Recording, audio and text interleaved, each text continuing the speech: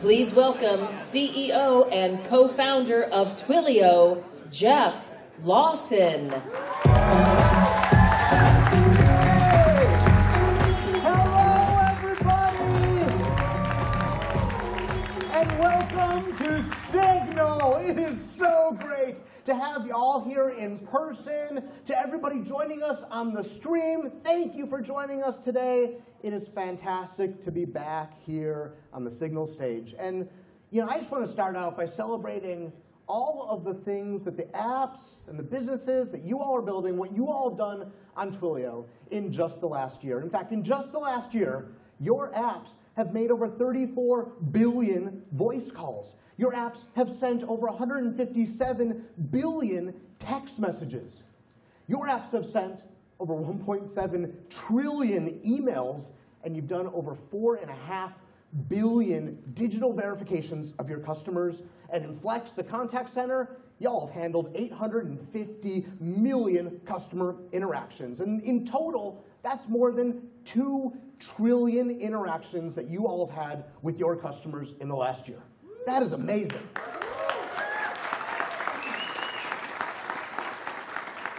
But that's not all. With Segment, the leading real-time CDP, we've ingested over 12 trillion data events on behalf of your applications. Now, let me break that down for you for a second. That is over 2.5 million events per second, resolved to over 100 billion real-time profiles, and we do all that data-to-profile resolution in milliseconds.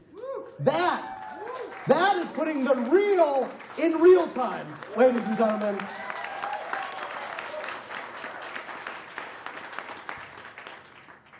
So 10 years ago, at this conference, we launched Twilio.org. After seeing all of the amazing things that nonprofits were able to build on top of Twilio to go change lives. And just last year, those nonprofits sent over 20 billion messages on Twilio, each one affecting a life somewhere in the world. So I wanted to take a quick minute and celebrate the 10-year anniversary of Twilio.org and take a look at some of the amazing things that you all have built. Let's do that. Imagine the power of a child's voice to change the course of your day. Twilio does a lot. It's even used by elementary students to bring joy to people during hard times. Hi, welcome to Pep Talk. If you're feeling mad, frustrated, or nervous, press 1. Grateful for yourself. If you need words of encouragement and life advice, press 2. It's okay to be different. If you need a pep talk from kindergartners, press 3. Dude, live it up. You're hearing Pep Talk, and it started as a school project and features voices of students offering words of encouragement. After going live, the hotline went viral and received 2 million calls in 1 week. These children's voices continue to bring smiles to callers all around the world. Now imagine using communications to find hope and strength in some of the hardest times. On the night bombs began falling in Ukraine, a school teacher named Valeria remembers hearing the explosions and feeling panic and fear. She and her family got in the car and started driving toward the Hungarian border. But the traffic backed up for miles, and she worried she'd never get to safety. It took them 35 hours, but they finally made it to the border. And there was the Hungarian Red Cross, ready to help. She was safe, she had food and shelter, and she started to rebuild her life. Now, today, Valeria supervises the Red Cross call center that helped her own family and so many others. She says it makes her feel useful and gives her strength. Now, picture changing the course of someone's life with a single text message. Meet Jamal from Cameroon. A few years ago, I had to flee from the only home I knew. I was afraid. I thought my life was over. Luckily, I came across Mobile Pathways. Their partners delivered real-time information about the asylum process over text. So anytime I got a message, I knew I was one step closer to safety in the US. And last year, I won my asylum case. And now I use my experience to advocate for other immigrants because I know behind each text is a person whose life will be impacted forever. These are just 3 stories from the over 19,000 nonprofits using Twilio, and they're helping over 500 million people a year. Whether you're a company, a developer, or a nonprofit, chances are we're all trying to leave the world a better place than we found it. For 10 years, Twilio.org has been proud to work with these incredible organizations, sparking more hope, justice, and joy in the world. You can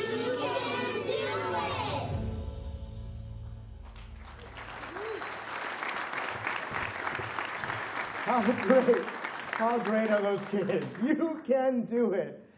You know, it's really all of the amazing things that you all build on top of Twilio. That is what drives us. That is what Twilio is all about. Now, I don't know about you, but the last year has been absolutely mind-blowing in terms of what we've all witnessed is now possible with artificial intelligence. Right? We've seen computers be able to generate art. We've seen GPT-4. We've seen ChatGPT. We've seen amazing advancements, things we probably never thought we'd see in 2023, let alone our lifetime, becoming a reality in front of our eyes. We're seeing computers that can reason their way through hard problems in ways that only people previously could do. I mean, this is amazing. And we're all asking ourselves, like, what's the impact going to be on us personally? What's the impact going to be on society? What's the impact going to be on our companies? Now, we've got over 300,000 customers here at Twilio. Companies of every shape and size, every industry, startups, Fortune 50 companies, everything in between. And we've been having a lot of conversations with customers about how they're thinking about the impacts of AI. And you know, really, it goes back to what it takes to build a great digital business. And you know, the most common thread that I see among great digital businesses is that they're all trying to build this flywheel. And this flywheel starts with data. It starts with data, all the signals that your customers give you about who they are and what they're interested in. Every website visit, every mobile app, every click, every scroll, everything they buy, everything they don't buy, those are all signals that tell you about the customer and what they're all about. And then you use all that data to do a better job of engaging with those customers, making yourself more relevant, more timely, sending them things they're more likely to enjoy. And when you do, they are more likely to click that email or open your mobile app, and suddenly you start getting more data about them, and the flywheel turns. Right? This is what great digital businesses know. And you know what's interesting? No matter what your job is, you're actually a part of creating this flywheel, even if you don't know it. Because this is what makes for great digital businesses. Because companies that do this well, they spend less money to acquire customers. And those customers they do have are more loyal. They tend to buy more over time. And those companies make more money. So this is the thing that every digital business is pursuing. So it sounds great, right? Like, oh yeah, let's all just go do that. But turns out this is extraordinarily hard. And the reason is because companies are made of human beings. And human beings organize into teams and departments and divisions and business units and all sorts of things like that. And then there's these divisions, these silos that appear between all those teams. And every time a customer hits one of those silos, like the flywheel kind of stops spinning, right? Because it gets hard and there's friction and it's not good. You know, and then what do all those teams do? Well, they go buy software to help them do their jobs. And so the marketers go buy the marketing systems, and the salespeople, well, they go buy the sales system, and the CRM people buy that system, and the contact center people buy that system. And what have we done? We've taken software, and we've actually just firmed up all those silos and made it even harder to serve our customer, because now our systems are fighting us too. And so people have always been looking for the answer to how to solve this problem. And it's like there's this spot in the middle of the flywheel, this central thing that every company has, that they think, this is the thing that is going to help us solve this problem. This system, if only we had this magical system, it will solve this problem. And every company has this. Now think about your company. Think about your company. Think about the diagrams you draw on whiteboards about how your company works and what is supposed to be solving this problem. Think about what that is in your company. I bet there's 3 letters that come to your mind. CRM, right? For 20 years, people have said, oh, if only we could get everything into the CRM system, this problem, well, it would be solved, right? But the thing is, when I talk to customers, they all know that 20 years in, it has not solved this problem. In fact, what I always hear is that CRM is not enough. CRM is fine, but it doesn't actually solve this problem. And we know it doesn't solve this problem despite billions of dollars invested in it, years spent invested in it. We know it doesn't solve this problem. How do we know it? Well, because now everyone's investing in data warehouses. Maybe data warehouses can solve this problem. If we get all of our data into one spot, now suddenly we can solve these problems and tear down these silos. And look, data warehouses are great. But just having the data sitting in a spot doesn't actually mean that you've done anything useful with it to serve your customer. You know, I think of CRM, there's so many hopes and dreams that have been put on those 3 letters over the years to solve this problem. And it turns out CRM is where hopes and dreams go to die. Now, you know what I think companies have really wanted all along?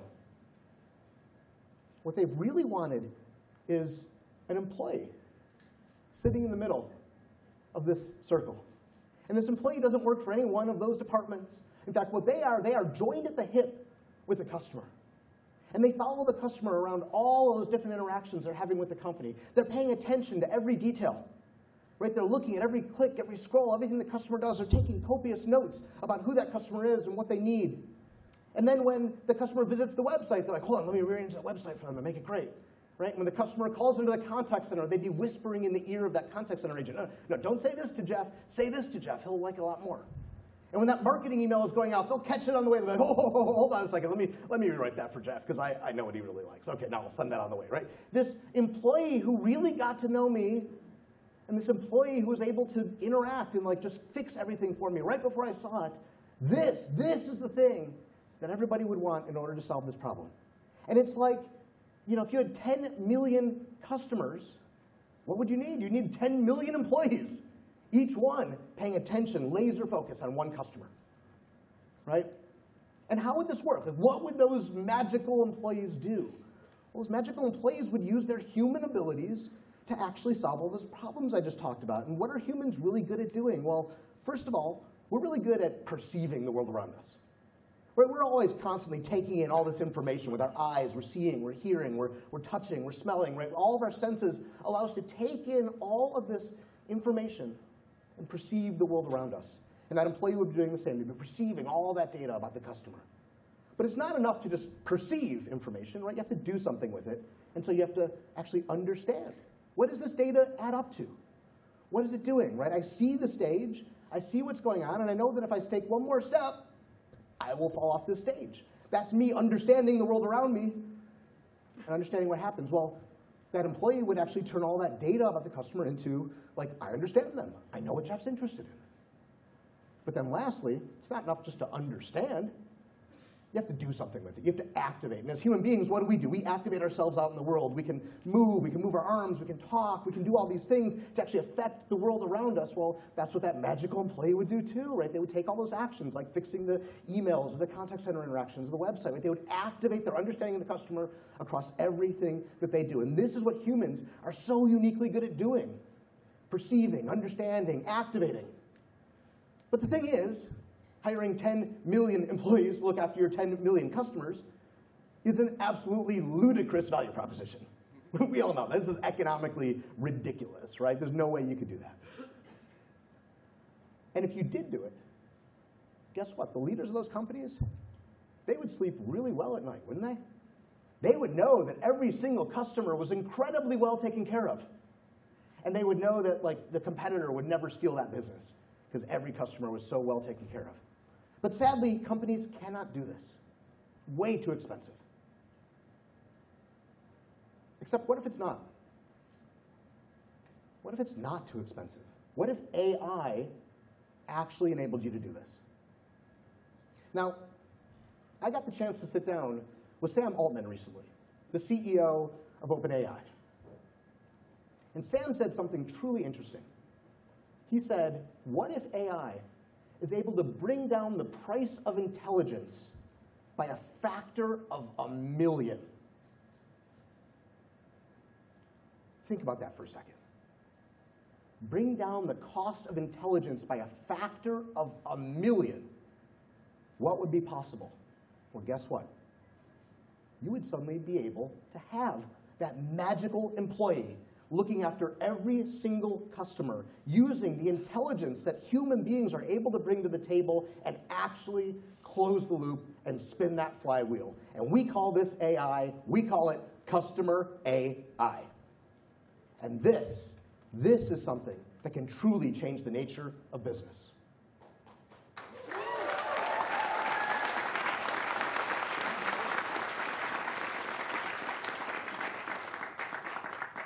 CustomerAI, it's a set of capabilities. They use predictive and generative AI to truly perceive your customers, all the signals they're giving you, to form that into an understanding of what that customer is about, and then to activate that understanding across every touch point a company has with their customer. And in doing so, make the company so much better. So how might this work? Let me show you. I think this would start where probably a lot of our minds went the first time that we saw ChatGPT. Right? Think about the first time you saw ChatGPT, right? Like first your mind was blown, right? And then after that, you started thinking about, well, shouldn't this be like how I interact with companies from now on? Like, isn't this how I'm going to, if I have a question about their products or I need help with something, like, aren't I going to be able to chat with a company and use this technology to have a really good interaction? And, that is true. But the problem is, if you just wired up your website like a chat box straight to the OpenAI APIs, it could be a really smart, reasoning AI assistant, but it doesn't know anything at all about your company, right? It knows more about the history of giraffes than it knows about actually your company's products, right? So what did you do, right? You're going to have to go train it. You're going to have to go tell it about your company and what it is that you do, because out of the box, it's just dumb. But the thing is, unlike the last generation of chatbots, where if you wanted to train it on how to serve your customer, right, you had to go collect thousands and thousands of samples of people asking questions about your company and then other people answering those questions, and then take these thousands and thousands of examples and train it intent by intent, slowly, laboriously teaching this thing about how to talk about your company. Well, the new generation of GPT-powered intelligence doesn't need to do any of that. In fact, what are you going to do? You just point it at your website. You just give it access to things like your knowledge bases and your price lists and your product information and your policies and all those things, and it just ingests all that information, and now it knows all that information about your company. What else are you going to do? Well, you can give it access to tools.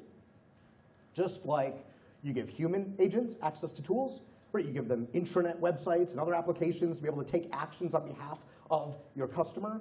Well, you're going to give the AI assistant access to those tools, except instead of websites, it's going to be APIs, right? APIs to do things like looking up inventory or checking an order status or processing return or something like that. So you can give it access to all of these APIs that allow it to do things. The other thing you're probably going to want to do is you're going to want to give it access to some guardrails, things that it shouldn't do, right? Hey, I don't want you talking smack about my competitors. Even if a customer tries to trick you into doing that, just don't go there, bot. That's not good for us, right? So you give it these guardrails.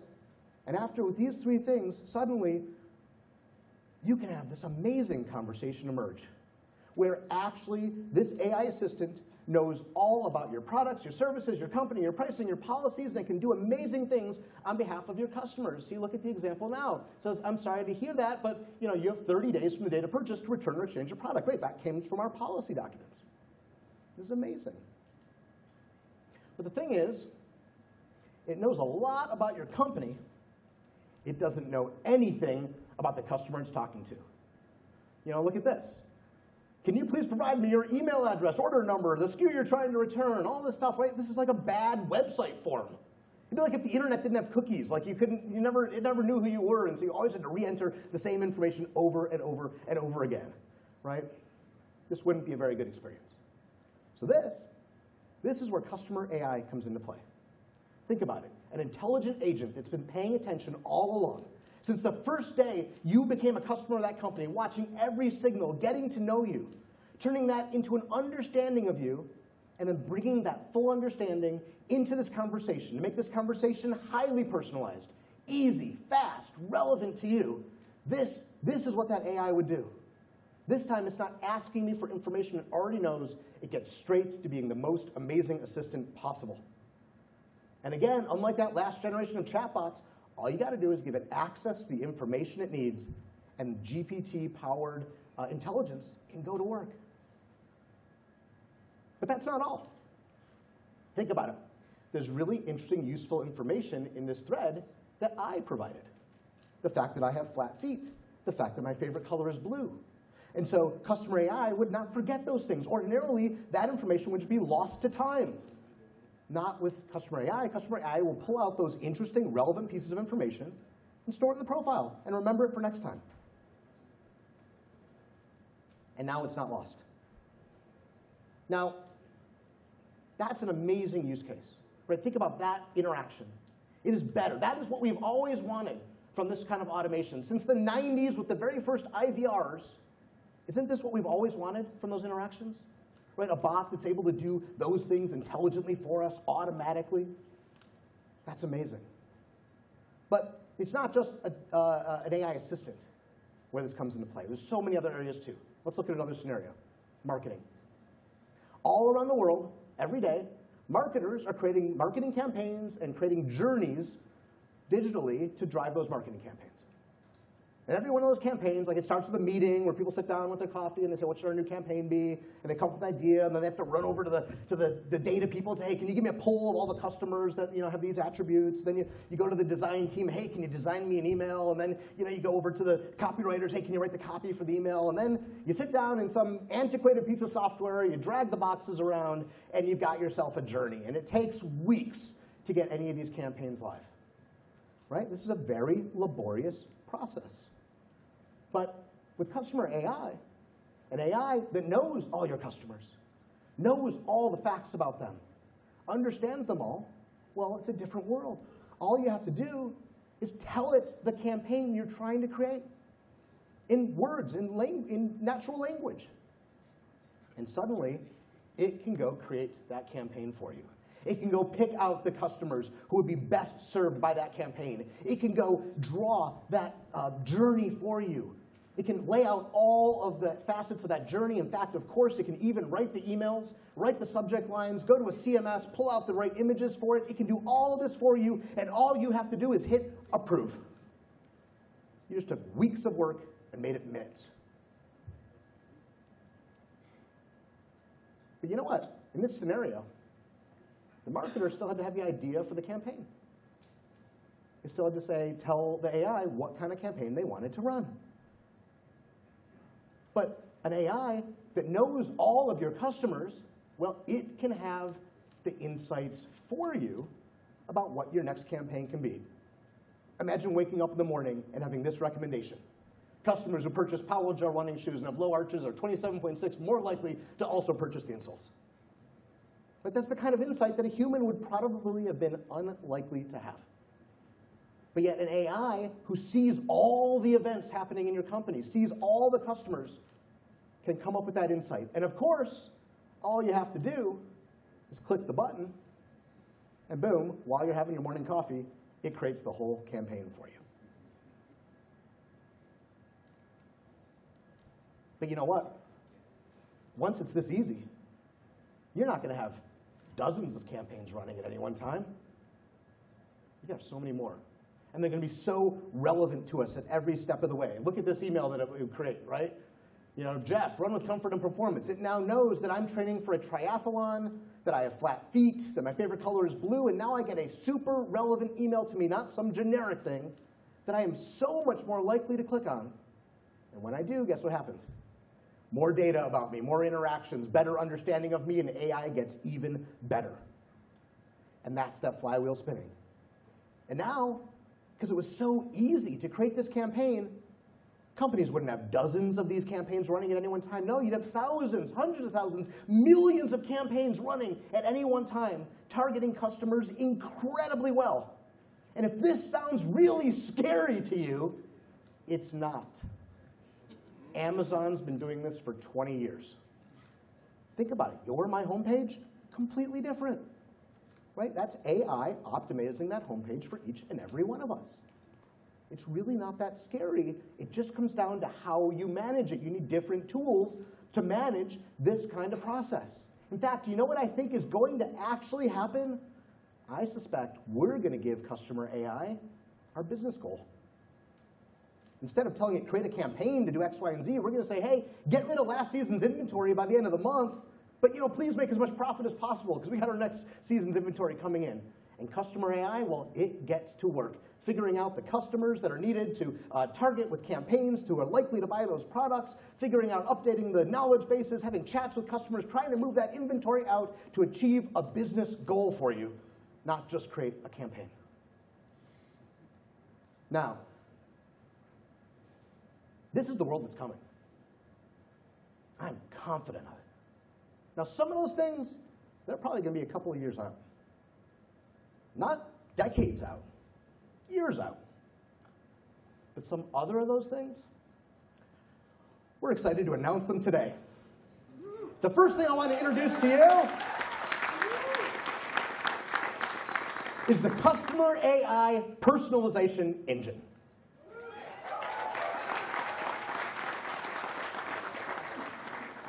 This is the beginning of our roadmap, and what it does, the CustomerAI personalization engine, is it sits between your customer and the raw capabilities of a large language model and puts customer intelligence into the mix. Let me show you how it works. It starts with that chat box where a customer writes their question in. Well, that question goes to the AI personalization engine.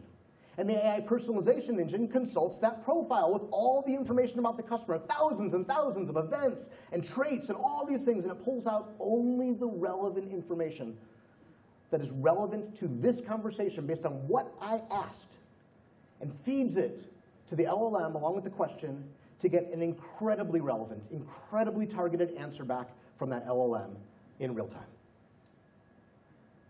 This is what enables a conversation with an LLM to be highly relevant, highly personal, deliver on what I just showed you. Now, here's the thing. We're not just announcing the AI personalization engine today. We're also announcing a partnership with OpenAI.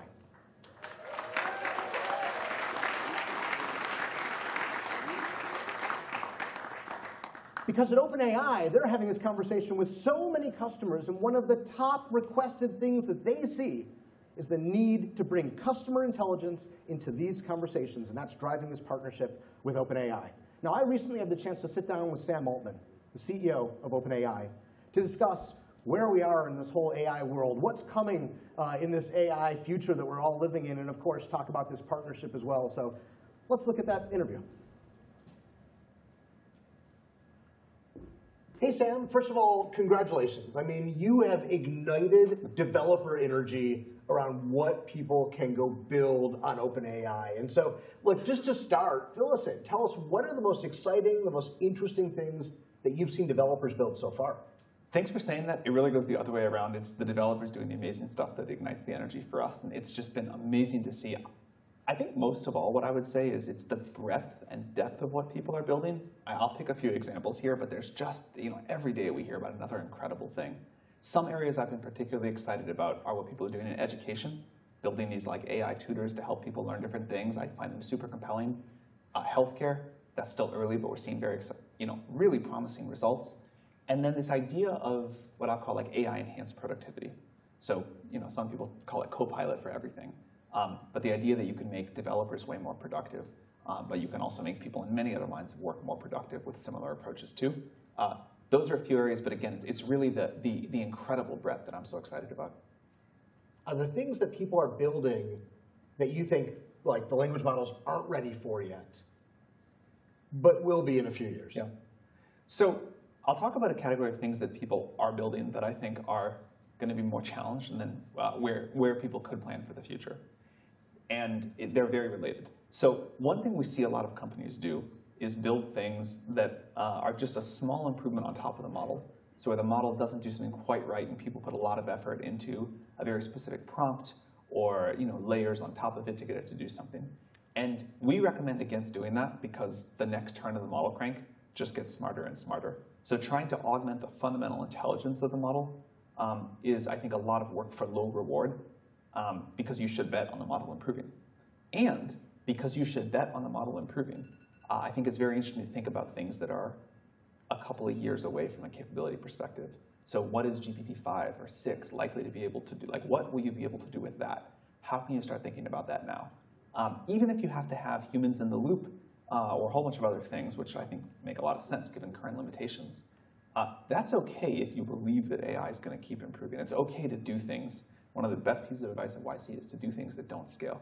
It's in particularly here. It's okay to do things that don't scale now if you assume that a smarter model will fix the problem. So just because you have AI in the world now doesn't mean you don't have, it doesn't get you out of any of the hard work of building a business. It's just a technology layer. You've still got to think about how you're going to build a network effect or some sort of competitive advantage. You still got to have a great product and relationship with customers. It's still got to get like better as it all gets bigger and as the, as the network effect gets stronger. So, or the compounding advantage gets stronger. But as long as you're thinking about that and viewing AI as an enabler, you kind of can bet on the secret that it's just going to keep getting smarter. And this is just foundational now for society, for every business, for every competitor. Therefore, what is it that a company adds on top of it that makes it special, unique, and differentiated from that? Well, this happened with mobile too. When the iPhone first came out, there was a brief period of time where people said, well, I'm a mobile company, and my differentiator is I'm mobile. And of course, that didn't make sense because everybody was going to be a mobile company. It'd be ridiculous now to say you're a mobile company. Everybody has a mobile app. Just is. That's what you expect. Same thing will be true for AI. So right now you hear people talking about AI companies. That won't last for long. And that's okay because you can still create companies now you could never create before. So there's still an incredible moment for small companies and startups. Like Uber didn't really work. That didn't make sense as an idea before the iPhone. And there's a whole bunch of things that just didn't make sense now before AI. But you've got to assume everyone's going to have it and go build a business that's got all of the inherent characteristics of a good business. Yeah, absolutely. It's an absolutely fascinating time because you do get this sense that every prior decision does get rethought when a major platform shift happens. Like when you went from PC to web or web to mobile, like you do start to, like companies rethink fundamental things of like, oh, things that weren't possible yesterday now are. And either I'm going to build it, or maybe I'll get disrupted, or maybe my competitors will build it. And so therefore, you have to move quickly because the ground basically moves under you. It's one of those moments. Do you think this moment is as big as those like PC to web, web to mobile? My rough guess would be when we look back at this, it is bigger than mobile and like about the size of the internet. In terms I may be totally overhyping it, but that would be my guess. I mean, that's my gut too, right? Which is that mobile was like an extension of web, but you could take the web with you. That That was a big deal. Yeah. But the web was really like an earthquake. Yeah, and this is a similar size. I think so. That's my gut too. My like whole view of the future is if we can drive the cost of intelligence and the cost of energy down to zero, or close to zero, never quite get there, but just create massive abundance in those two areas, those are the things that limit us from everything else we want to do. And so like right now, intelligence is just too expensive to do that for every customer. Because it's actual human intelligence. Yeah. If the price of intelligence falls by like a factor of 1 million, then you can do stuff like that. Yeah, and we're talking not just like half, but orders of magnitude cheaper. Then it's suddenly you can unlock every customer. Yeah. So Sam, I don't know what you were thinking about the first time you saw ChatGPT, but when I saw it, after the like mind blown part of the thought process happened, I was like, wow, clearly this is going to be how consumers are going to interact with companies in a variety of ways. Like, if you have a sales question, if you have a service question, like this will be able to do a lot of the work of answering questions for a company better than the last generation of like chatbots could ever do. And so, but what strikes me is that the thing that those bots are going to need is an understanding of who they're talking to. Hey, am I talking to an anonymous stranger on the internet, or am I talking to the company's best customer, or somewhere in between? And so that's where the notion of personalizing these GPT interactions, I think, is so interesting.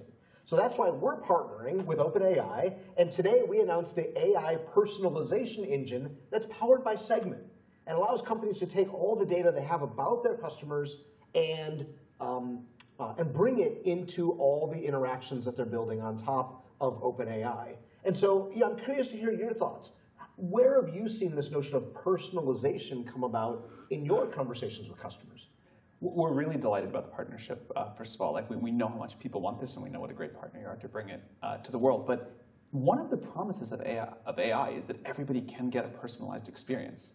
It's sort of too expensive in a world without AI to have a dedicated team of people serving each customer or creating like a personalized experience. But with AI and by driving down the cost of intelligence, we can make that happen. So it's something that we know customers really want. As you mentioned, we hear about it all the time. We're super happy to be working together to bring it to the world. Well, thank you so much, Sam, for joining us today. I mean, I have not been this excited about being a builder in like at least a decade, right? And maybe my whole life. That's awesome. So I think there's probably many people out there who feel the same way. It's so exciting to have you here, a person who's leading the organization, who has really created this world that we now live in of like exciting opportunities in AI. So thank you so much. Thank you. Thanks for having me.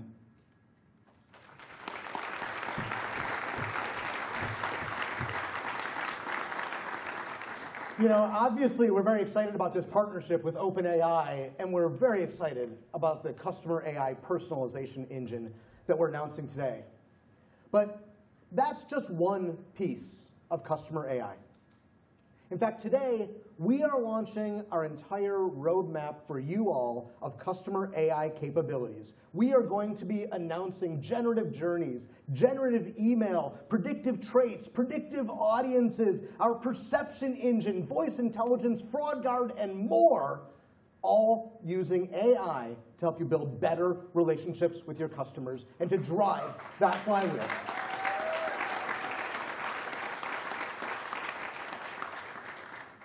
And of course, this is built on top of Twilio, the leading communications platform, and Segment, the leading real-time CDP. And this is how we're going to unlock that flywheel for you. And when companies do this well, they spend less money to acquire customers, and they make more money. And this will make companies 10 times better at serving their customers. And even more importantly, they'll be able to do that at 1/10 of the cost. Imagine that. Companies that are 10 times better executing at 1/10 of the cost. And so this is what we are here to help you do. So to get on with it, I want to introduce Khozema Ship-Chandler, the president of Twilio Communications. Come on.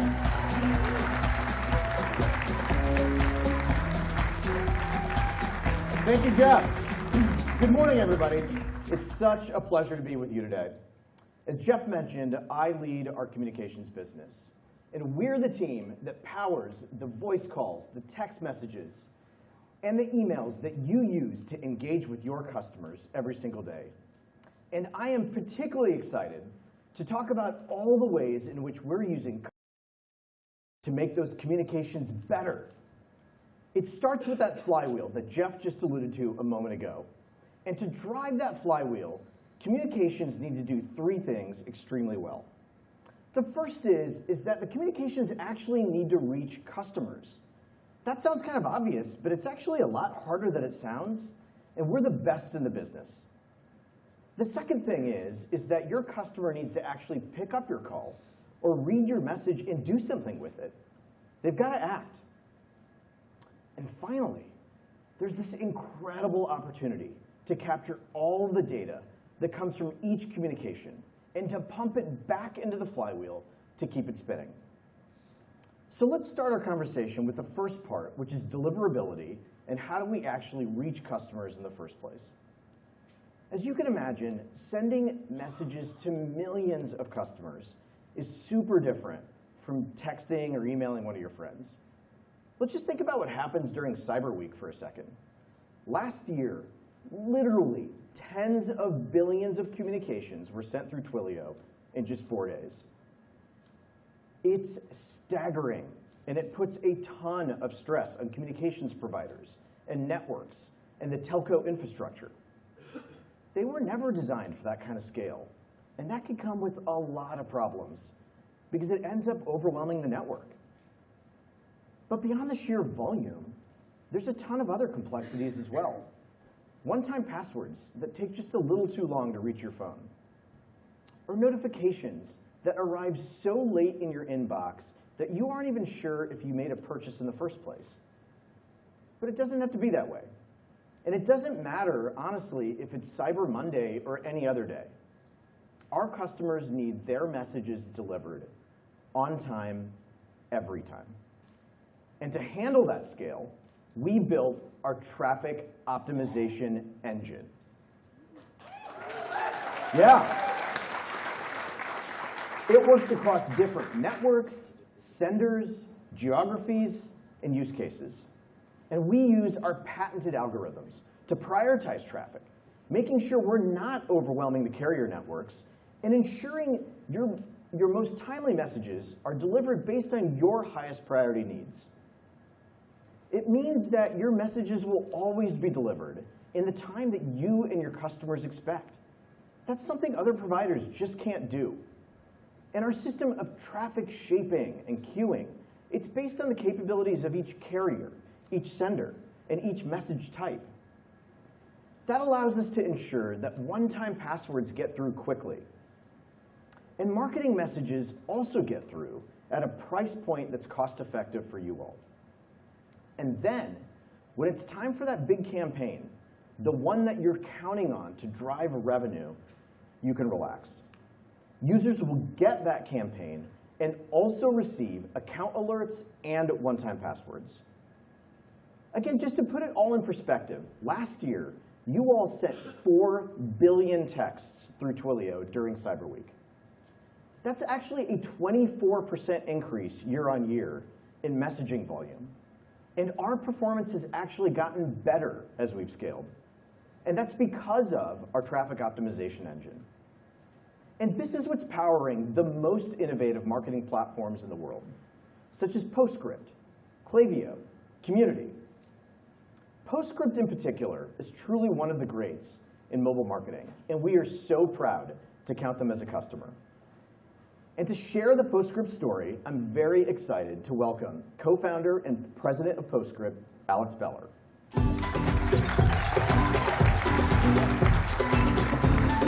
Welcome to Signal, Alex. It's great to see you. Thanks. It's great to be here. So let's start off. Why don't you tell us a little bit about PostScript and the platform and some of the innovative things that you're doing in the mobile marketing space to reach consumers? Yeah. So PostScript is an SMS revenue platform for e-commerce and retail brands, specifically focused on SMB and mid-market brands built on top of Shopify. So what that means is e-commerce marketers will use us to send out texts to their customers and to their subscribers and to their audiences aimed at driving revenue and engagement. Now, what's particularly interesting about you guys is that we hear so many things about multi-channel marketing, but you particularly have gone all in on SMS. Tell us a little bit about why that is. Yeah, multi-channel has certainly been a buzzword lately. So at PostScript, we've remained exclusively focused on SMS, and there's 3 reasons for that. The first is that we think it's extremely, extremely early still in this space. Story about this is last Black Friday, Cyber Monday, like you were talking about, one of our customers, Dr. Squatch, the deodorant brand, they generated substantially more revenue from SMS than from email over that 4-day period, and their SMS list is 1/10 the size of their email list. Wow. So when we look at that, we say, okay, our focus on SMS, we're clearly skating to where the puck is going. It's still very early days. The other part of this, the second thing, is the innovation opportunity.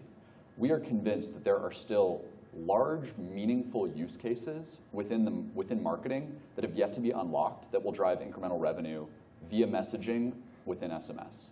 An example of this is a product we launched a couple months ago, SMS Sales. It layers on top of a brand's SMS marketing strategy to provide a concierge, retail-like approach to help someone shop and buy.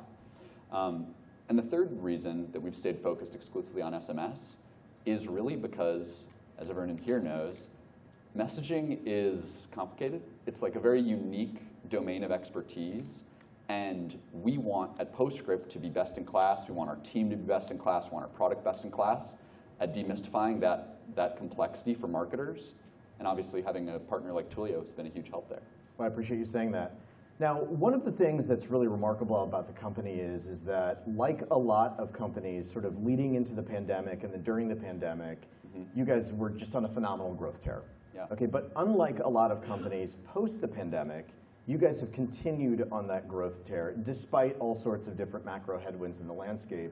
Can you share a little bit about what's going on at PostScript that you guys have been able to unlock with all the other customers that are here? Yeah. So Two things come to mind there. The first is that we are laser focused on building solutions that help brands maximize the revenue opportunity with SMS. And for us, that means the best product, the best team, and also the best strategy. And this one's kind of interesting. Team and product are straightforward. What we've learned is that brands and marketers, they're still new to SMS. Maybe they come in and they adopt some email best practices, but they often struggle adopting the channel in a manner that is highly compliant and sets themselves up to maximize the revenue opportunity. And so we've developed a very strong point of view on how an e-commerce or retail brand should adopt SMS as a marketing channel. Okay. And so those pillars has just led to continued growth. The market continues to lean in and be interested in maximizing the revenue opportunity and the strategy support they can get from us there. And the second piece is innovation. Like I mentioned, 4 months ago, we launched our SMS sales product. And what that does by providing this concierge, true conversational commerce paradigm in a messaging stream between a customer and a brand is it meaningfully increases conversion rates. We're seeing brands on this program take their SMS subscriber conversion rates from 30 to 45%. And that is meaningful incremental revenue. It's adding a lot of contribution dollars for those companies. And so by shipping these new products, we've seen continued growth. And that's what's led to the first half of the year, our year-over-year growth accelerated. Well, congratulations on all your success. Last question I had for you is that you're one of the most scaled senders on the planet of messaging. And so you know how complex it all can be and getting these things through on time. And so the queuing, the prioritization probably really resonates with you. Can you just talk a little bit about the ways in which our teams have innovated together to make sure that you get the support that you need, especially during those incredibly heavy workload time periods? Yeah, it's been a really good journey. I mean, Twilio has been our sending partner truly since PostScript started. And I guess the story that comes to mind is, PostScript's volume is very surgy and probably not the most consistent. So an example of this is on Black Friday, maybe things are quiet, and then it's 9 a.m. Eastern, and suddenly 7,000 different brands who all use PostScript on different phone numbers suddenly want to send out, right at 9 a.m., tens of millions of messages. And it's their biggest sale day of the year, and it's a very important marketing moment, and they want those messages out, they want them clean, they want them delivered immediately. And that's a lot of workload to take on. Yeah. And we rely on Twilio to do that every single year to help us ensure that that traffic gets through with very, very high deliverability, with a ton of speed and throughput. And we partner really closely with the team each year as the business grows to plan for this peak time. And we haven't had a bad Black Friday, Cyber Monday yet. And we rely on Twilio for that. Awesome. Well, appreciate you being here. Congratulations on all your success. Thank you, Alex. Thanks. Okay. PostScript is just such a great example of an innovator operating at internet scale. So we talked a little bit about deliverability. And so what I wanted to do is talk a little bit more about the three things in communications that have got to propel that flywheel. So after deliverability, it's about getting people to actually act. So let's say that your message actually reaches a customer's phone. Great. Well, not so much if the person on the other side doesn't actually read it, or click it, or pick up. What we want is to be able to drive action. Because action means that a new purchase just happened, an appointment got confirmed, or a new user got onboarded. But the problem is that our phones are flooded with all sorts of notifications and other nonsense, frankly. Stuff like robocalls and spam. I mean, for me, just speaking personally, like, once a day, at least, I've got to block some kind of a spammy phone number. That's frustrating. And spam and fraudsters are keeping us all from answering our phones and making it really difficult for real businesses to be able to drive action. So the best way to stop spammers is to make sure we actually know who's trying to do the communication in the first place. So to address this, we're actually partnering with the communications industry to create a high-trust environment. It's us, it's the FCC, it's the carriers. We all want to transform what has unfortunately turned into a Wild West back into a trusted network of peers. And listen, one thing we absolutely do get is that it's become really painful. And you all, as good actors, have had to go through a lot of friction to actually prove it. And it's that friction that actually removes those bad actors from the platform. And you shouldn't have to work with a provider that powers spam or fraud. And third-party data actually shows that we're better than anybody else in the business at making sure that stuff doesn't go through the platform.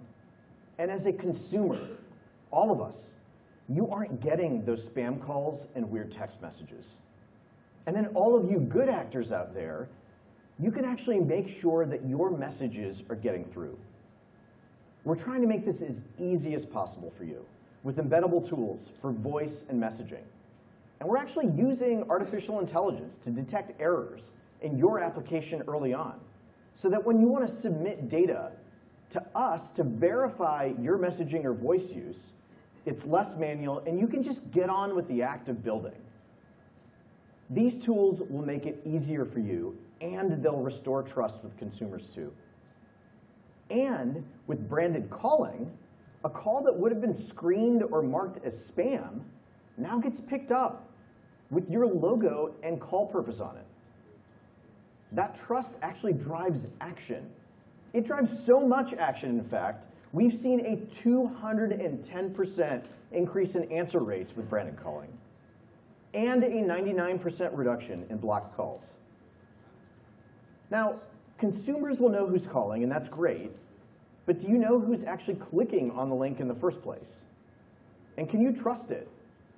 So that's where our Verify API comes in. You know what? Fraudsters hate it. And with just a few lines of code, you can add multi-channel verification to your app or website, or rely on carrier data to authenticate in the background, no password required.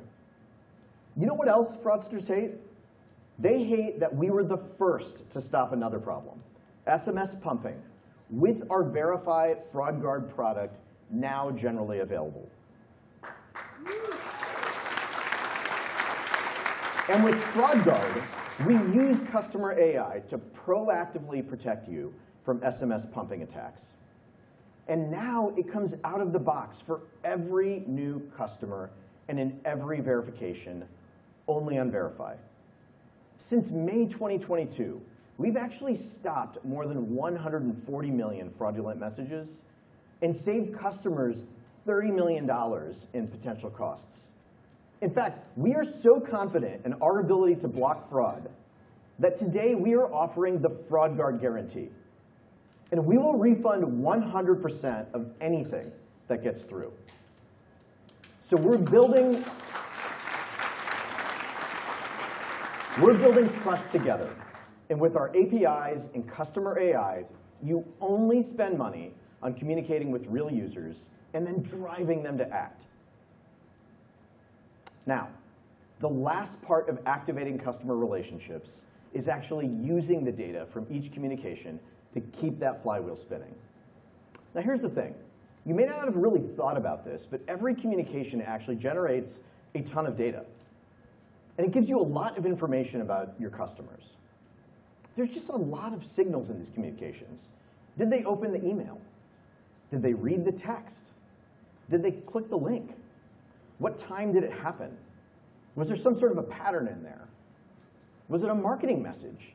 And did the customer engage in some unique way? And then there are conversations. And there's a treasure trove of data when there's a back and forth between a customer and a consumer. Every message and call contains so much rich data that can teach us so much about our customers. Well, we're going to help you unlock that data. And that's the future that we're building with CustomerAI. We're giving you the ability to capture the most important details of every kind of conversation, whether it's text or voice, so that it's never forgotten. And today, I'm excited to announce the CustomerAI Perception Engine.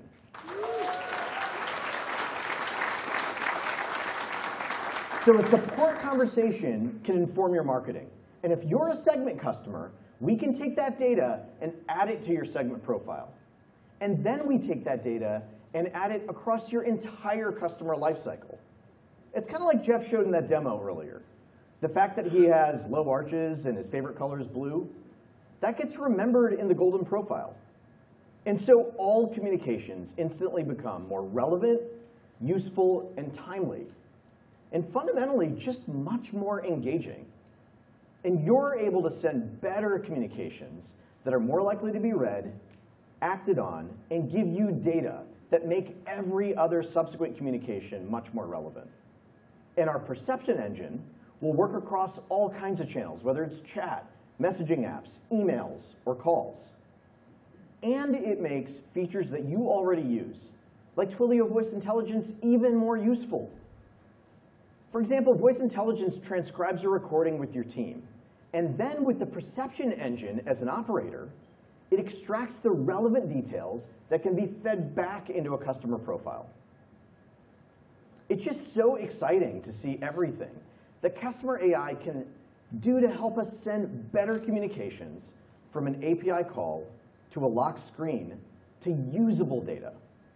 Because communications that are delivered, trusted, and acted upon, they actually deepen relationships. And CustomerAI gives you the tools you need to learn as much as you can from every conversation and every communication to make those learnings from text, call, and email smarter. That data helps you send better communications, not just more. But to really understand your customers, you need to complete that flywheel. And that is where the market-leading customer data platform, Twilio Segment, comes into play.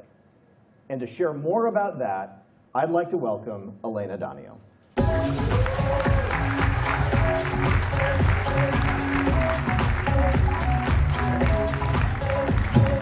Hello, Signal. Thanks, Co. Hello, I'm Elena Donio. I lead our Twilio data and applications business. It is so great to be with you today. I'm excited to announce some of the new products that Jeff talked about earlier and to show you how we are powering the flywheel. Now, Jeff spoke earlier about what we think the future of AI might look like. We think it will help everyone who's serving customers and make them more efficient. So I want to start there and show you how Twilio Segment and CustomerAI make Twilio's contact center, Flex, even more powerful with Flex Unify.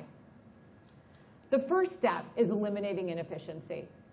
Flex Unify rounds up all of the data from your CRM, from e-commerce systems, from your data warehouse, from the web, from mobile, any other SaaS system that you might have in the house, and brings it natively into the Flex interface.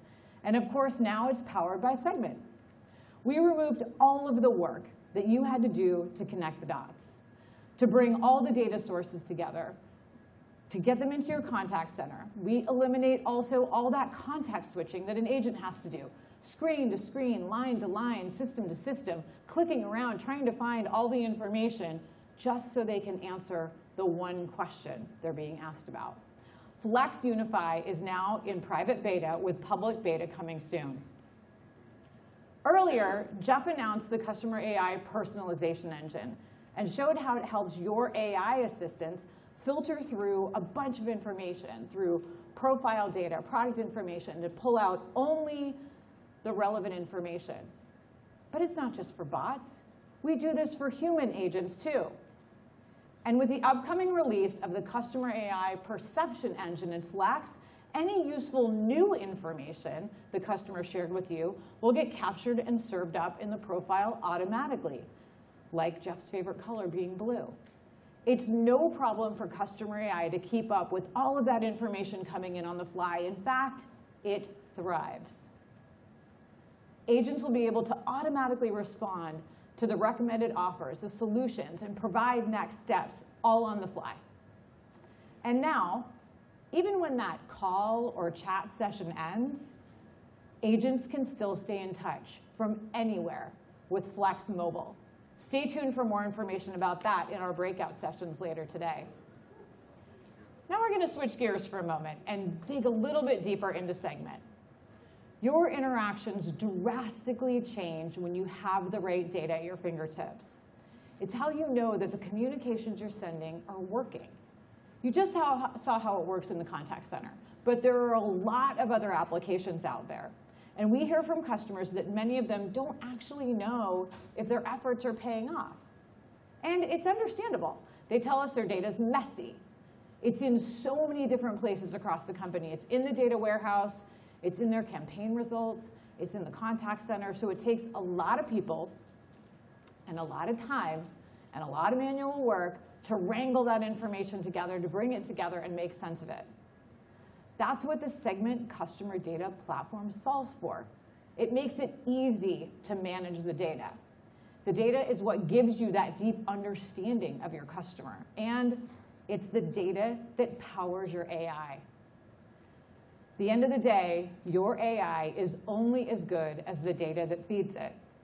And that's what makes CustomerAI so powerful. It accelerates the flywheel because it takes in, because it perceives the data. It takes in every signal that you have coming at you. And then it understands all the signal. It makes sense of it in real time and creates the customer profile.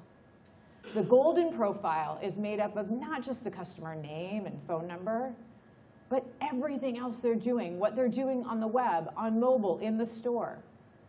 CustomerAI turns it into something useful, something usable, so that you can activate it across email, push notifications, ad platforms, anywhere that you're interacting with your customers.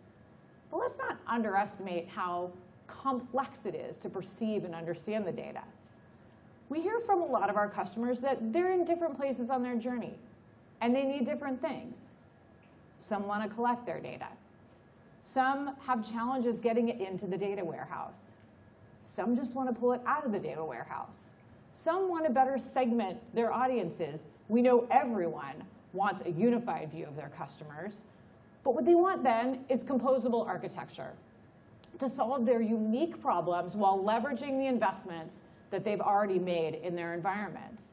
At Twilio, we've always built composable tools so that customers can quickly and easily solve their unique problems. The composability of the Segment CDP lets you adopt any part of it at any time and start anywhere, depending on where you're at in your journey.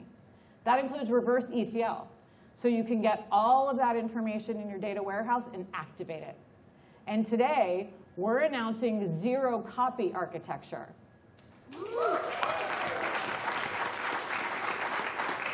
No more copying data from your warehouse. Now you can use it exactly where it exists.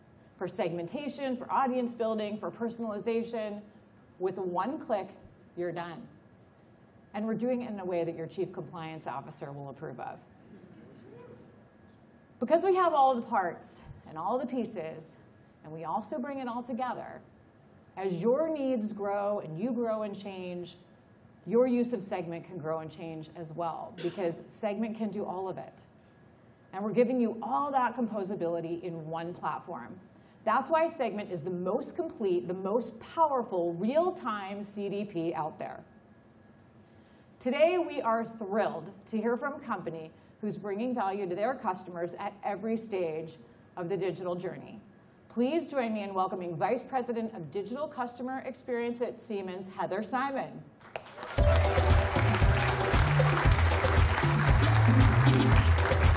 Hello, Heather, and welcome to Signal. Hello, thank you so much for having me. Our pleasure, our pleasure. First, tell us a little bit about the part of Siemens that you live in and what your role is. Sure, so you're probably familiar with Siemens. Your grandparents are probably familiar with Siemens. It's 175 years old. It was founded in Germany. It's a global company. I'm in the software division, so you may not know that there's a software division within Digital Industries. We help customers imagine or take anything that they can imagine and then bring it to life and bring it to their customers. Awesome. You are a phenomenal customer and user of Segment. I'd love to hear a little bit about the role of Segment inside your business. Yeah, so we're very excited about Segment and what it brings to our business. So first, I would say we're excited about the flexibility. Siemens is a highly complex organization. We've grown through acquisition. We have several business units. And in that, we have multiple CRMs. We have new data sources that come in via acquisition. So the example of how Segment helps make sense of that whole universe with all those multiple systems is really true for us. First and foremost, the flexibility of Segment is so important to us to help us navigate that complexity. Secondly, it's become our source of truth. So I loved earlier in the morning hearing that we all used to think CRM would be that source of truth. For us, it's Segment. So we rely on it to help us better understand our customers, to make sense of the data that we have in all those different sources, and to help us take better action and deliver a better experience to those customers, which is what we want to do every single day. And then we also are using it to, we're also benefiting and love that it actually helps us better understand customers' intent and their preferences. So as a global company, and many of us kind of experience this, there's different preferences that customers might have, whether they want to remain anonymous or whether they want to, our visitors want to share their information with us. Segment helps us navigate that situation, remain compliant, and also deliver those visitors and customers a unique and personalized experience. So it's been so incredibly helpful to us in our business. Awesome. Well, you are speaking our language. Multiple systems, multiple data silos, multiple locations of information, and then a user community or a customer community that have different needs and want different things from you and are willing to give different things to you. And I think that does really speak to the magic of Segment. Tell us a little bit about any impact, like what's anything quantifiable or even just stories about what the impact's been like. Sure, in some areas where we've been using Segment, we've been really pleased to see a doubling of engagement. We've been able to learn more about what our visitors are looking for. We can draw conclusions from that. We can help our customers more directly. And from that, we've seen a lot of growth. So we're really pleased with the results that we're seeing from the areas where in the ecosystems where we've implemented Segment into our systems. Awesome. And we know you're not done yet. We are so not even close. What's next on the roadmap? Yeah, so I think we still feel like we're at the beginning of this journey in digital transformation. I think all of us should feel like every day is sort of day one in this area. And with everything coming via AI and intelligence, there's so much of a path ahead. We're looking for opportunities to both spread Segment across organizations. Now that as the software division of Siemens, we've seen great value. We're looking for other divisions to also share that value with. We're also looking at how we might better integrate it in other areas beyond to expand our digital experiences into areas like social and other ways that customers may want to connect with us. So we still feel like we're at the very beginning of the journey, but we're really happy to have the partnership with with Segment to help us through that. Thank you so much. And it is day one, in fact. Thanks so much, Heather. Thank you very really much. Appreciate it.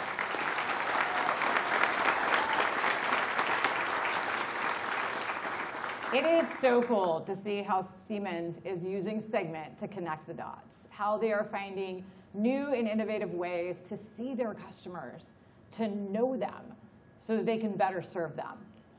Now, we just talked about the perceived part of the flywheel, but like Heather just said, it's actually about having insight and knowing what to do next, doing things with that insight to better serve customers. That's the understanding part.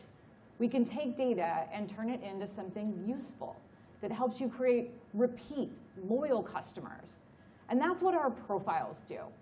It's a single place where all of that streaming data about what your customer's doing, clicking, reading, buying. Today, I'm excited to announce the newest addition to the profile, CustomerAI Predictive Traits.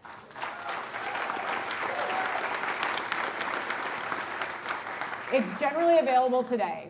You know, running prediction models isn't novel. Data scientists have been doing this kind of thing for years, for things like next best actions, lifetime value, churn prediction.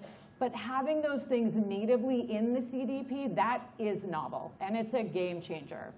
Usually you would start with a hypothesis. You might gather a bunch of data, put it into the right format, run a model, figure out if that model's actually predictive of the thing that you're trying to figure out, and then you try again, and again, and again. But with Segment, we can figure out which event is most predictive of the outcome that you're trying to achieve. And the CustomerAI predictive traits will do the rest. It's data scientists data science without the data scientists. You define the events you're looking for, and Segment will sort through and find which ones are actually the most predictive of that outcome. You don't need to have the hypothesis because CustomerAI predictive traits generates it for you. And the even better news is that we've made several of these models directly available out of the box. And building on predictive traits, we have also CustomerAI predictive audiences. Predictive audiences uses CustomerAI to improve your targeting. So now you just decide who you want to target. Are you trying to get to customers that are ready to buy? Are you trying to get to the long shots and see if you can get them over the line? Are you trying to target your potential future VIPs? Predictive audiences automatically determines which users fit in that box, making your targeting more precise than ever in just a couple of clicks. The data in your profiles, your understanding of your customers, it's only powerful when you activate it, when you make it useful. That's what lets customers know that you're paying attention to them. That's where Twilio Engage comes in. It's our complete customer journey application that we launched last year at Signal. It's built on top of the #1 real-time CDP, Segment. Engage has a powerful journey builder that you can use to create complex omni-channel customer journeys that span email, SMS, WhatsApp, ads in TikTok, Instagram, and more. In the past 2 months alone, 1.6 billion profiles were part of journeys created with Engage. And in fact, just this year, we launched some of the most popular channels, including WhatsApp, MMS. We also launched the journey analytics in Engage. And now I'm excited to say you don't even have to create the journeys yourself. Jeff showed a little bit of this earlier, and today I'm excited to announce CustomerAI Generative Journeys. It's coming to Engage later this year. We are making it easy for marketing teams to build smarter audiences, content, and even campaigns. With generative journeys, you can just describe what you want to do, what you want to market, and it will build the journey for you. And of course, CustomerAI will actually also write the perfect email for you. We're thrilled today to hear from another customer, Warner Brothers Games, who has used Segment to improve their understanding and effectiveness of their customer journeys. Let's hear more from Matt Howell, Vice President, Analytics and Digital Publishing Technology at Warner Brothers Games, and our very own Katrina Wong, Vice President of Marketing, Twilio Segment. Matt, so good to have you here today. Thank you for your time. To start, can you please tell us about Warner Brothers Games and your role there? Sure. Warner Brothers Games develops and publishes interactive entertainment related to iconic IP, including the DC Comics franchise, Harry Potter, Mortal Kombat, and Lego. Our games are shipped across many platforms. Each one of our games is set up as an independent business effectively with separate transactional systems, dedicated staff, and in many cases, bespoke marketing technology integrations. As far as my role, I'm the Vice President of Analytics and Digital Publishing Technology. I drive the data strategy and marketing technology strategy for the games business. My team works very closely with our studios and our publishing teams to understand the games that we're developing, who the audience is for them, and how to best bring them live when they're ready. It's amazing to hear. Can you describe some of the challenges Warner Brothers Games was facing in terms of data management and customer engagement prior to implementing Twilio Segment? Definitely. I imagine a lot of this is going to sound familiar. Operating a live business at scale these days requires a lot of bespoke, different marketing disciplines. And each one of those disciplines, out of necessity, brings their own marketing integrations to the table in order to do their best work. And managing that complex environment of all the different technologies and all the different disciplines, it's a lot of work. we've got a pretty small team, and that's a lot of time that's taken up that's not their day-to-day jobs. And so we were faced pretty quickly with a challenge of, do we build out a large marketing operations team, or do we focus on automation as we continue to scale the business? That was the first challenge. And then another challenge was each one of those marketing partners had a different part of our player journey and each our player story. And so when we want to understand what our players were doing and where we could help them, we would have part of the story in one provider, another part of the story in our own telemetry, and then some other provider would have another piece of that. We'd have to pull that together in a way that would bring sanity to the discussion. It's a lot of work.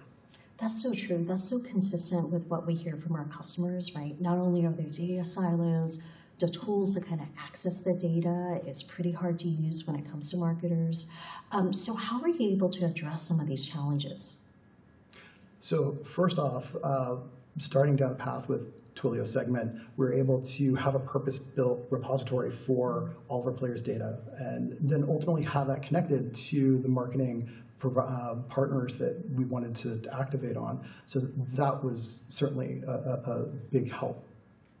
From a buying criteria perspective, we wanted to make sure that we had a partner that supported all of the integrations that we needed, and that had relationships with those partners to make sure that as they were innovating, we could keep up. And then also having the controls in place to understand who's accessing data, what the policies around data are, and while also having a tool set to be flexible with it. And so we found all of that within the Segment platform. From a using criteria perspective, our players have many ways that they identify themselves. They have their logins and their email addresses, they have devices, they have behaviors and affinities that we all want to have connected and structured together. And it's not necessarily obvious how you connect all of those dimensions and travel that during different campaign setup. The identity resolution. Right. Yeah. What improvements or changes have you observed, and are there any key metrics or results you can share that showcase the impact? Yes, right off the bat, I would say retention.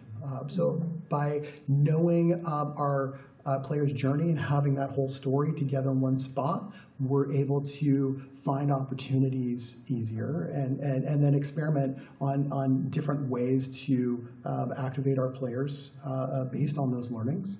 We've also been able to understand who our players are at different points in that journey and use that to personalize our communication. We see much better response rates as a result of that.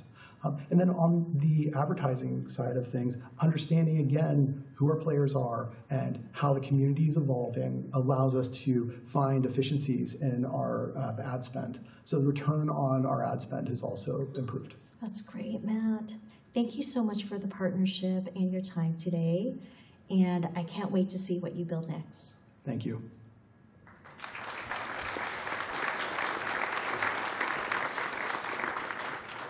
I love Matt's story. It is amazing to hear about that kind of impact. I mean, think about what you just heard.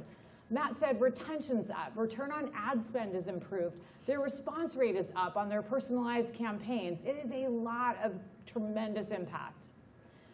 You know, WB Games' customer base encompasses millions of gamers.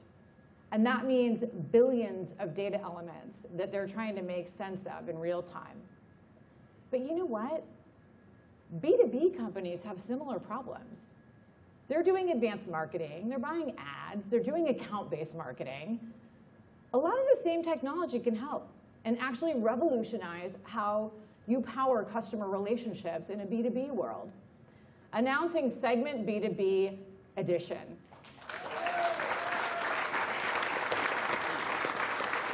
It's powered by linked profiles, a way to link any customer information from any part of your business to a profile, and it's now in public beta. Now you can capture information beyond a single individual's clicks and actions in real time. You can model more complex relationships like accounts and buying teams, product catalogs. So what does that look like? Imagine you're a marketer at a B2B tech company. You're trying to sell a software widget to the chief marketing officer at Owl Enterprises. You've been doing a lot of campaigning, sending generic emails, invitations to webinars. You're producing content and getting that out there. You're hoping that something will stick. Well, with Segment B2B Edition, now you have the profiles for each of these roles linked at the account level. So you know that the growth marketing leader just attended a webinar. But the VP of product marketing also just downloaded a white paper. Now you have the full picture so that you can connect the dots and be more strategic in your outreach overall. You know, this hasn't been possible before. No one has ever connected B2C level user data with B2B level account data and object data in real time. This will transform the way you can market, sell, and serve your customers, and we cannot wait to see what you do with it. So, we've seen a lot today. How we're injecting real-time data and CustomerAI across your business and into your contact center, into your marketing campaigns, into your data warehouse, all to superpower the flywheel and how you perceive, understand, and activate your data like never before. You're driving repeat business, you're bringing in more revenue, and you're doing it at a lower cost with all of this capability. But you know, we can't deliver on this vision alone. We can't do it without some of our amazing partners, and we're so excited to have one of them with us here today. Let's bring Jeff back up on the stage and give a very warm welcome to our special guest, Ali Ghodsi, CEO of Databricks.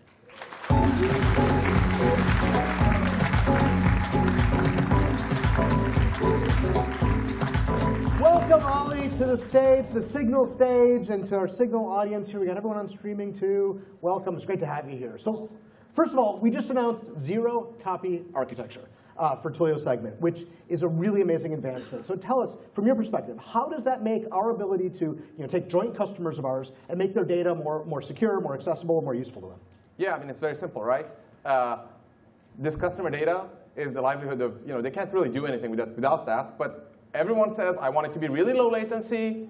I want to really make sure that it's secure. I want to make sure that I'm not locking it into some specific proprietary format and so on. So if you have to store it, and you have to make lots of copies that sit there, it's going to hurt latency. It's going to hurt the security. You have to pick a format. So zero copy simply means improve that latency. You don't need to store it. You don't need to worry about it being locked into any particular format. So it just kind of unleashes that data. So it's awesome. I'm very excited about it. And you have to move it around. It's secure. You know right where it is. Yeah. Do all the work in place. So much headache at these companies. They call it data ops. Yeah. People moving the data, trying to make sure that it's sort of locked down. And but if you don't have copies of it, you don't have to even deal with the problem. So I've heard this really great explanation of Databricks that you've given in the past, where you said, hey, look, historically data warehouses, they tell you what happened. Yeah. And Databricks, we tell you what's going to happen. Yeah. Tell me more about that. Yeah, so look, it's basically, data warehouse is awesome. You can ask, what was my revenue by product in this region last week? But if you want to just make a small tweak and say what it's going to be next week, it doesn't work. Why is that?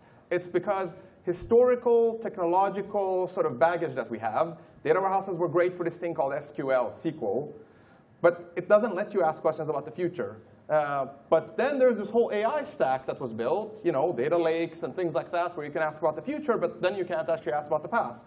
So we wanted to bring these two together. So we basically took the data lake, which is asking about the future, and data warehousing, which is asking about the past, and brought them together. We called it Lake House. So AI plus this, sort of AI plus BI. So that's really what it is. And a lot of them want to build CDPs. They want to have their customer data. They want to understand what's happening, what happened in the past, but also what's going to happen in the future. And I think the latter will be more and more important. I saw the Sam Altman video and so on. So I think this is the future. So we've got to bring these two together. People can't pay for two different tech stacks, one for the past, one for the future. Absolutely. And what is going to happen is not even arguably more important to all of us today, right? Exactly. Absolutely. OK, so you recently acquired Mosaic ML, which is the leading platform to help enterprises build their own LLMs. Tell us more about that. Why did you acquire it? What's the vision you have for enterprises building LLMs? Yeah, look, we've all seen it. ChatGPT, we're seeing sort of LLMs. Everybody's talking about it. It's super exciting. But it actually turns out that for enterprise use cases, it's actually hard in B2B to make this work. They have a whole bunch of problems, right? They sometimes hallucinate, make things up. That's not cool for an enterprise. You can't just suddenly say, oh, I was off on my revenue number by 2x, but oops, LLM. That's one, right? The second thing is... Well, if the LLMs are also the investors, then maybe it all just works out. Yeah, maybe it's okay.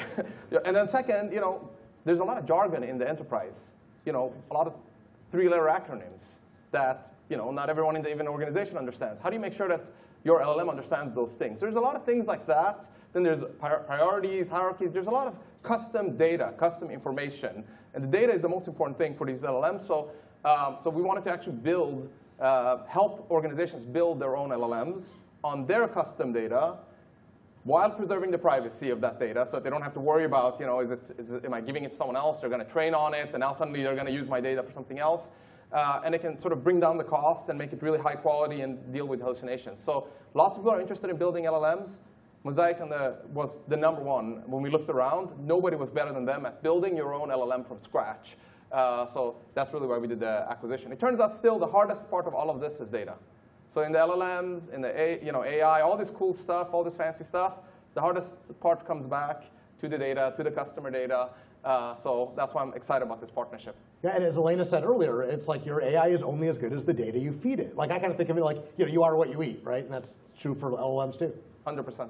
They're just as good as the data you feed them, and it's a lot of work and hard work that goes into it when you're building an LLM. So it all comes back to the CDP, to the customer data that you're sort of grabbing and making sure that that's clean, that that's aggregated in the right way, that you have the right views.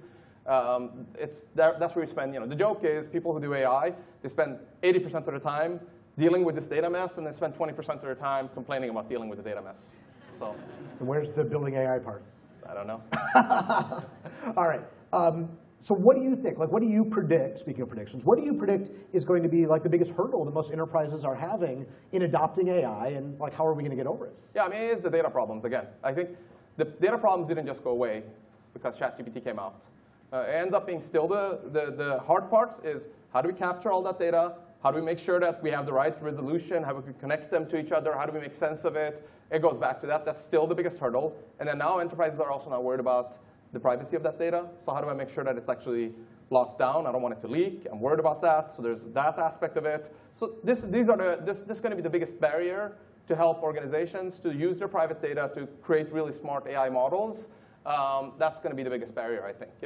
Meanwhile, things like ChatGPT are awesome. People are going to use them for education and other things. But for the enterprise use case, it's back to the core, back to the sort of basics, back to the data. Well, I've got a few things we're about to talk about that I think will be really interesting to you, Ali. Thank you so much for joining us on stage. Databricks, amazing technology, an amazing partner of Twilio's, and we love working with y'all. So thank you for being here today. Let's hear it for Ali. Thank you. Thanks so much. Excited. Okay. You can't talk about AI as much as we have talked about AI today without addressing how we're going to use it responsibly, right? And so when we first started building out the CustomerAI roadmap, we asked ourselves, what are the principles that we're going to adhere to make sure we're doing this responsibly, and along with customers and how they're thinking about how you all think about doing this responsibly. And we came up with really 3 words that represent how you do this: transparent, responsible, and accountable. And to us, those mean transparent. You should know what we're doing. We should know how we're using your data, how we're using an AI to power your use cases, et cetera.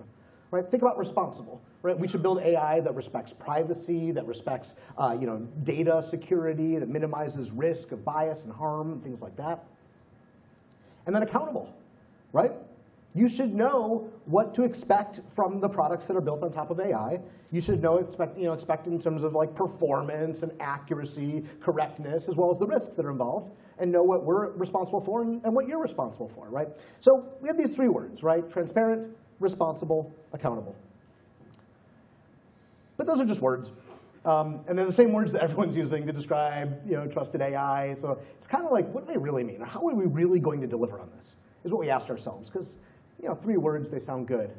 And we decided we needed to create mechanisms to be able to actually put these things into practice, both internally and then in how we communicate with you all, so that we make these things real. And I wanted to share 2 of those with you. First of all, we came up with the CustomerAI Privacy Ladder.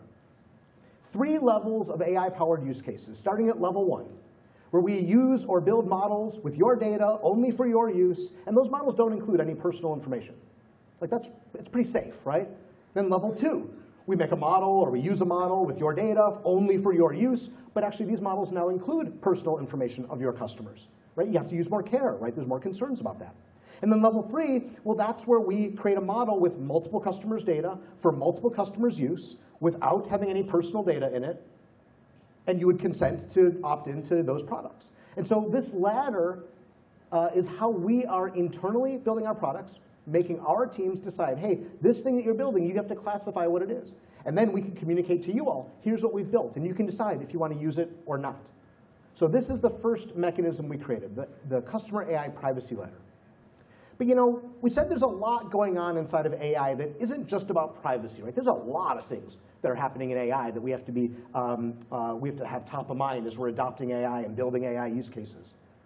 And we looked at other industries. How do other industries explain what's going on inside of their products? And you know, we landed on the food industry, who has nutrition labels that tell us what is in the food we eat. And we think AI should have nutrition labels too. So announcing the AI nutrition facts label that we are going to put on every one of our AI-powered products. And it tells you how we're using AI, how we're using the data, what models we're using, whether you can bring your own models, all the information about how we are using AI so you can make responsible decisions based on your customers and your terms of service and your appetite for how quickly you're going to adopt these use cases. And it's not just that. We're launching a website today, nutrition-facts.ai, so that you can learn more about this effort, and actually you can make your own labels for your own products if you want to. And so we think this is a really neat way to be able to tell the world, tell you what we are doing with AI so that you can make the right decisions for your business. Now, as I think about it, this is day 0 of AI. It's not even day 1. It is day 0 of AI. But I am absolutely confident that this technology is going to spin this flywheel faster and faster and faster for you, for your competitors, for industries, for everybody. And companies that adopt this, those companies, they are going to get 10 times better at serving their customers. And they're going to do it at 1/10 of the price. And that is so game-changing for every company and every business and every outcome. And look, I have been a software developer for 25 years. I've been leading Twilio for 15 years. I have never been this excited about what is ahead of us and what we can all build and what the future has in store. So we're going to use the rest of the day today, all those breakout sessions and all the hackathon and everything else that we're doing, to go explore what this all means for your business. So ask good questions, consume all the content. We're building this future together, and as always, and even more than ever, I have to say, we cannot wait to see what you all build. Thank you for being here today. Thank you for joining us. Have a great day.